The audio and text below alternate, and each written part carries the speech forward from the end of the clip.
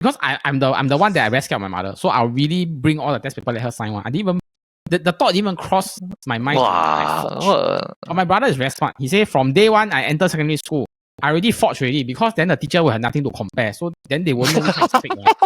Wow, that is really wow.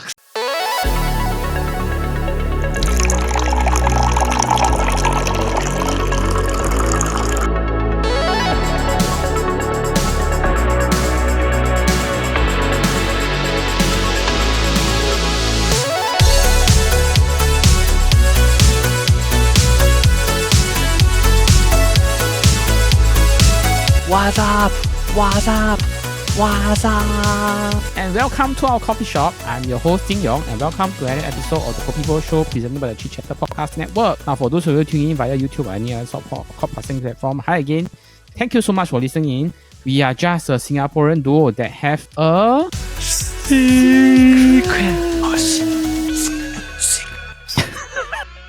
ASMR.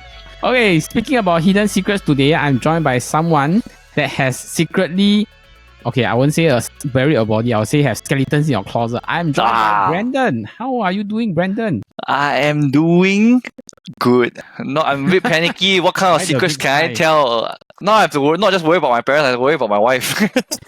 But we don't keep any secrets from the wife. Okay, before you even talk about secrets, I just want to ask you, because I think now it's Oscar season. Ooh. And well done to Adrian Brody for winning the Oscars for Best Actor. I think it's Best Actor. Best actor, yes. Best Actor. Yes. So that's what I asked Brandon. He won the Best Actor for this movie called The Brutalist. Do you know what is it about? No idea, but I have to say, I think it's due lah. He is a very intense actor. For all the roles I've seen him in, right, he is especially intense. Like the word to describe him in all the most of his roles is literally intense. Okay, the first movie I watched from him was The Pianist. That was like that won him his first Oscar. Then I watched him in Detachment. That was wow, that's such a depressing movie. Looking at the list of Oscars, have you watched any Oscar-winning movie this year? Honestly, I think I barely watched any movies this year. Honestly, I don't really have time to watch a full entire movie. I feel like after you pass 30, right, it's like you feel like in the movie theater for 3 hours seems like a scene there. No, the thing is sometimes I don't know why the pace of the movies are. I don't know, is it because we're getting so easily distracted, but it feels so like a bit slow. Yeah, but I think also because Singapore, our cinemas, they don't really show like a great variety of movies. Most of the time they pick all the blockbusters and all the important movies to show. Correct. Well done to Adrian Brody. We are introducing a new segment as well for our KopiBros. I think we are doing a segment called Lim Kopi, where we cover one interesting news every week that we would like to share with everyone. So for this week, I have prepared one news that actually the previous episode we didn't get to talk about. I would like to ask Brandon, have you heard of this Saga of the CDL, the Capital Development Limited? Especially for people who are older, you have to be living under a rock if you haven't heard it. Yeah. So many people they are talking about it because it's such a big hoo-ha, especially here in Singapore. Yeah. So to update Brandon, I'll give the abridged version. Okay, so this whole saga broke out. Actually, a lot of things happened before the big thing happened. But the big thing happened on 26 February because they are a listed company, right? They actually do trading like every day, like because it's stocks, there's a time for the market to open and close. So you're supposed to trade stocks. On the day that they're supposed to review their financial report, Quek Ling Beng actually stood out and say, okay, halt all the trading and halt all this release. And then he just suddenly came out with like this accusation and said that his son is like gathering the board of directors to so-called perform a coup of the whole board, means take over power like that. Wow, this one I only see before in Hong Kong. Drama. I think what's so special is that, in Singapore, because the media, right, some of the news, there's a certain way to portray it. You don't want to portray it with so much drama because it can affect how people view politics and can affect how people view certain things. I won't say no, but there is no obvious political agenda behind it. And then there is no it won't affect like the lives of people, prices go up, all this, no such thing. So I really think I'm very excited to see what's coming up next and then who's pointing fingers at who, because I think this is one of the rare instances that I think the media cover, right, there wouldn't be anything holding them back. They don't have to control themselves for be it like the political side or Yeah. they don't have to be scared of stepping on anybody's shoes because this is really like airing your family's dirty laundry, like literally in public. The actual court case haven't started, right? The son already start pointing fingers and say, oh, this one is a misunderstanding. It's because my father got this personal assistant that's by his side. That always but it's really like I whenever I hear all the updates about this, right, it just really feels like they all are like literally like basing their life off a Korean drama. Like maybe they too bored at home. They're like, hey, why not we just leave a Korean drama? Like, come on, I just accuse you. Then we just literally do the Korean drama. Then it's a coup. Then it's the personal assistant. Then after we're whispering. At the moment, I last checked, there isn't more updates from them. I mean, yes, Philip Yo did come out and say and ask the son to like don't anyhow say things and earn us more money. But I think that was the latest update I ever saw in the media news. So I think suffice to say, we shall see how this thing pans out. And then if there's any updates, I'll probably, ask you and tell you like, hey, there's this new thing again, then we can come out and discuss. Now, on to the main segment of this week's episode. We are talking about hidden secrets that our parents don't know. Now, I think for context, these stories that involves you avoiding trouble from our parents till this day that they don't even know about. Brandon, over your past, I think 2+ years, 3 years that I've seen you on KopiBros, I think you've shared your fair share of like stories about your very wonderful childhood and very exciting childhood. Yeah, so I would just like to invite you first to share your story and to see how secret your secret is. I believe almost every Singaporean kid did this, and I believe that to this day, everybody I got 2 secrets, but I feel like one of them is not really I'm saying one of them is because it's not really a secret because I don't think they know until to this day because when we moved out, right, I found all the exam papers. You know, last time when you got the results for the test papers, right, then you come back, right. Then, I don't know why you just like hide it, you just throw it away or like hide it in like a cupboard, you throw it behind the fridge, and you just like keep telling your parents that, oh, I don't know until to one day that hopefully they forget.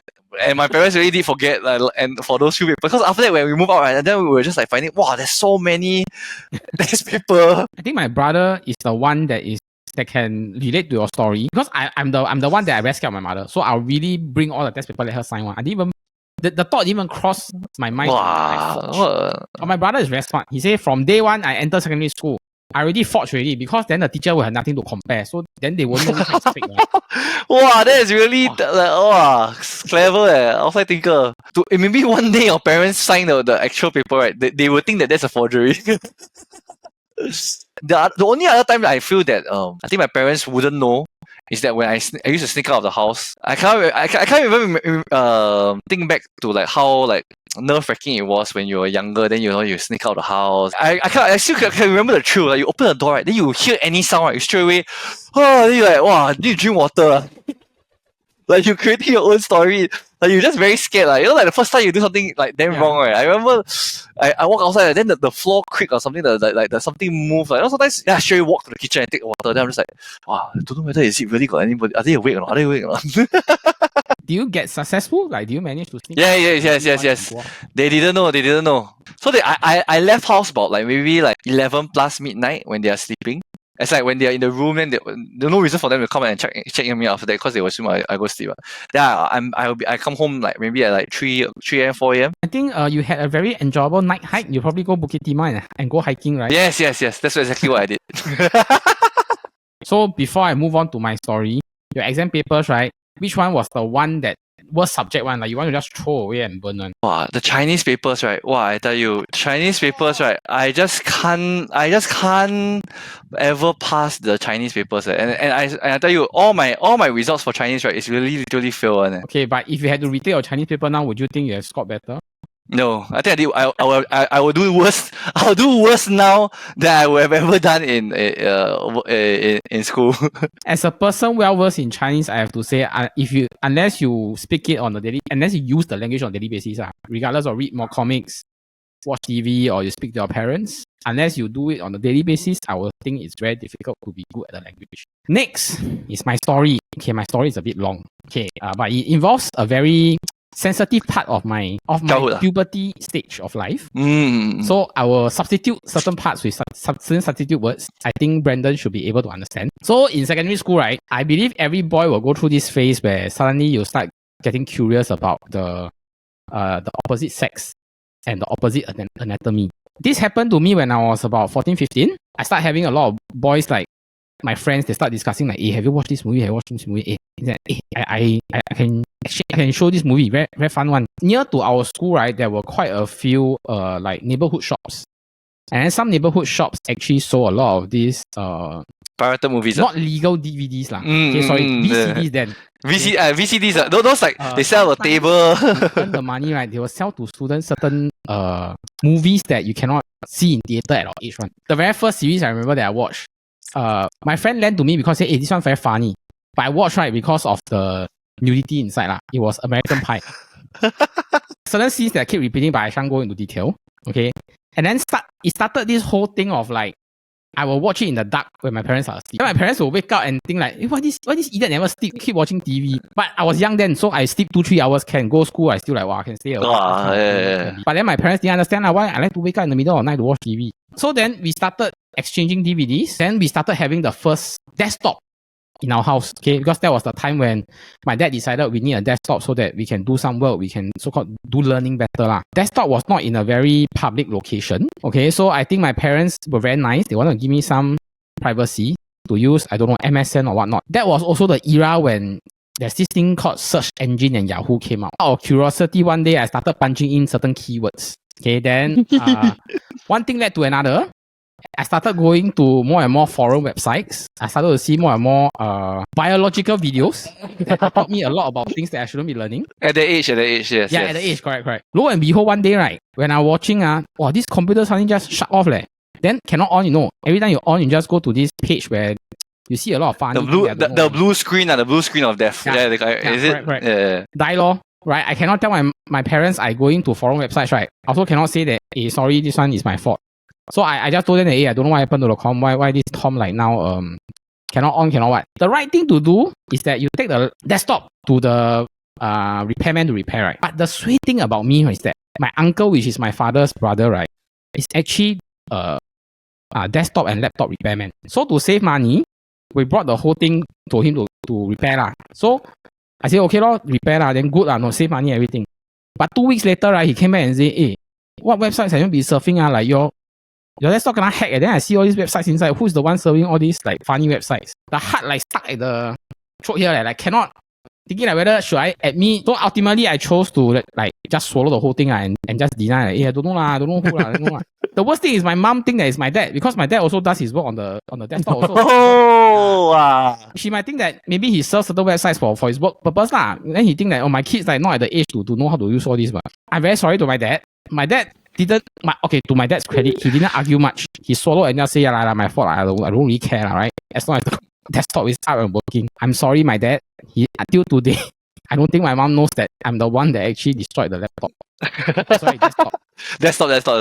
And because at that point of time, right, it was really a different period from now because there's really a lot of viruses and like really endless amount of viruses that can never be like you click once you cut out the virus, right, every single website you go to, right, got like crazy amount of pop-up. I don't understand whether the kids now they know how bad it was. Honestly, at that time I didn't know what is an antivirus software. I didn't know what is called paying for the thing so that you can help you clean and block. Yes. Okay, so let's say if I now I have the ability, I use my own laptop, it spoils, never mind, because it's my own fault. I can pay for it and buy.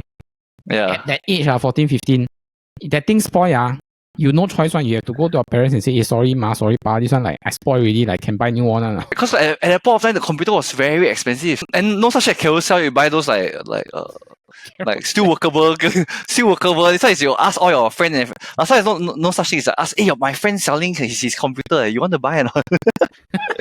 I've seen like $100, $200 like second-hand laptops. Yeah, and it's and it's although it's slightly slow, but it's at least you still can. The speed is equivalent to last time when we were younger. That speed. And now like Wi-Fi is everywhere. You can even steal your neighbor's Wi-Fi to use. Okay, so that was my story about the secret that my parents didn't know. My mom and my dad probably didn't know that the thing was my fault lah. I don't think my brother knows also. Sorry, Dad. you took the fall for this. I think I grown up okay. I didn't grow up like to be a serial killer or whatnot. So I think safe lah. This was just part of growing up. I don't know whether, do you think your dad on some level, right, knows that it was you? Or he just don't care? Okay, so I think to him this is just small thing. He wouldn't think about like flipping his head like, hey, should I deduce this or should I like lay a trap to catch this idiot? So because my dad is the kind of person that he has priorities, right? I think to him work at that point of time, maybe work and earning money to support the family was the top.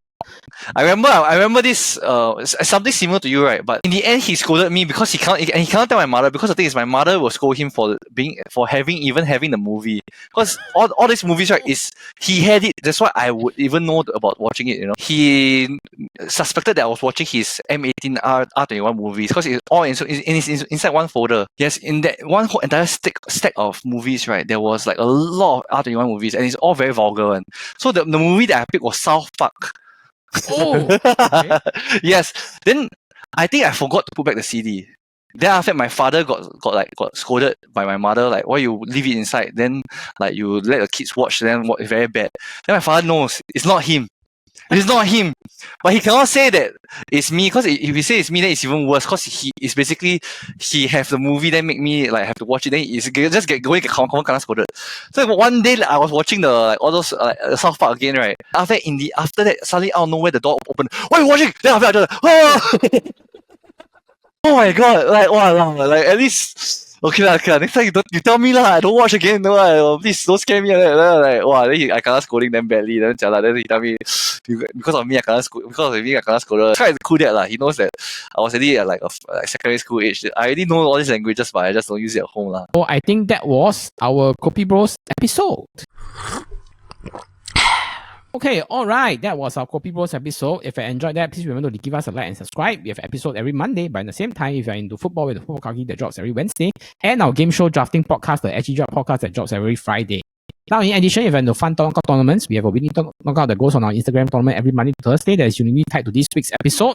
And this week's tournament is going to be the most annoying Asian parent nagging topic. Wow, such a mouthful. Okay, please remember to head to our Instagram this week to every Monday to Thursday to go and vote. Now, we hope that your parents don't find out your hidden secret. But remember, Kopi a day keeps your troubles away. Shh, don't tell anyone.